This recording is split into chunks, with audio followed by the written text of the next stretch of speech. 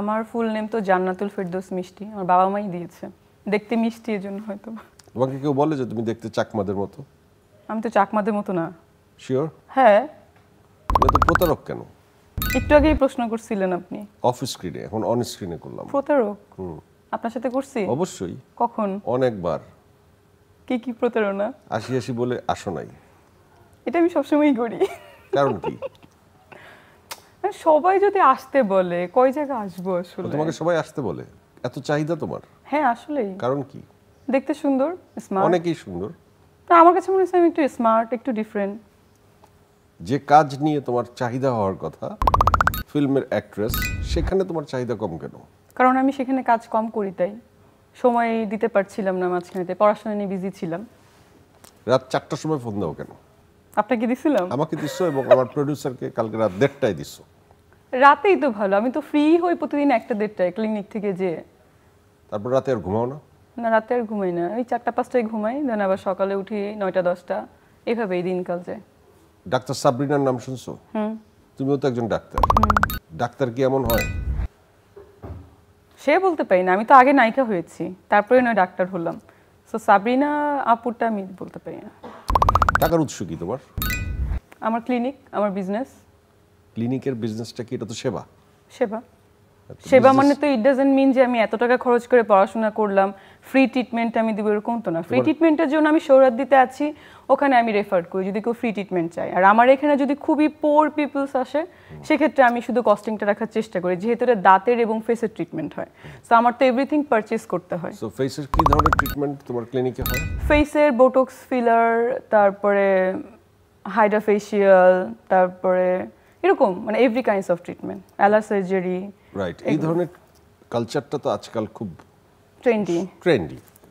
Side এফেক্টও তো বলে অনেকে, সব জায়গায় করতে মানা করে, কিছু কিছু জিনিসের অনেক সাইড এফেক্ট তো থাকবে, কিন্তু তারপরেও বলা হয় যে মানে ভালোর জন্য তো করে। কিছু তো সাইড ইফেক্ট থাকে, যেমন ফেসের ট্রিটমেন্ট করলে দেখা যায় অন্য একটা বডিতে প্রবলেম হতে পারে, পার্সে, ওটা আলাদা বিষয়। তারপরে তো ভালোটা যতটুকু পার্সেন্ট নেওয়া যায়, যে রাস্তায় আমরা ঘুরি অনেক পলিউশন, কিন্তু তারপরে তো আমাদের ঘুরতে হয় কারণ আমাদের কাজ থাকে।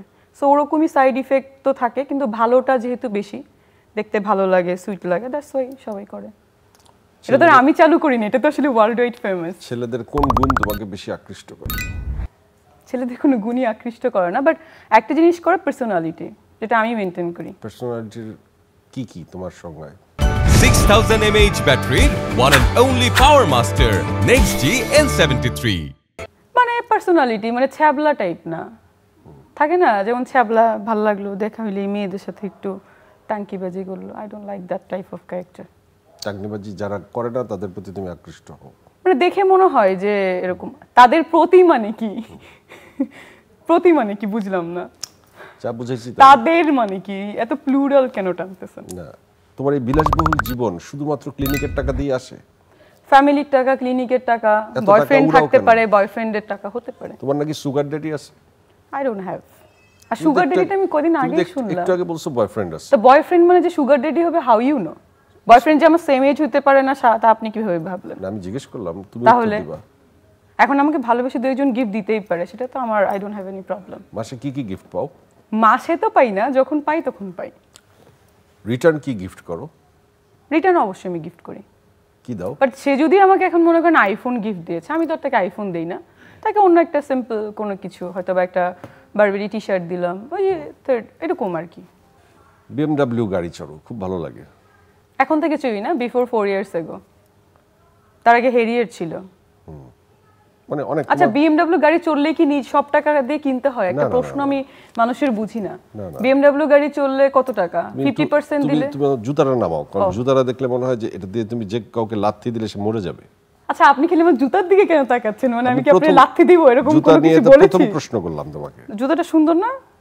হ্যাঁ, মানে এই এত শক্ত জুতা পরার কারণ? ভালো লাগে, রাস্তায় একটু যদি মারামারি করা লাগে কখনো। বাহ, তুমি ক্যারাটে পারো? হ্যাঁ। আর কি কি গুণ আছে তোমার? আমি গান গাইতে পারি, আর্ট করতে পারি। গান শোনাও তো?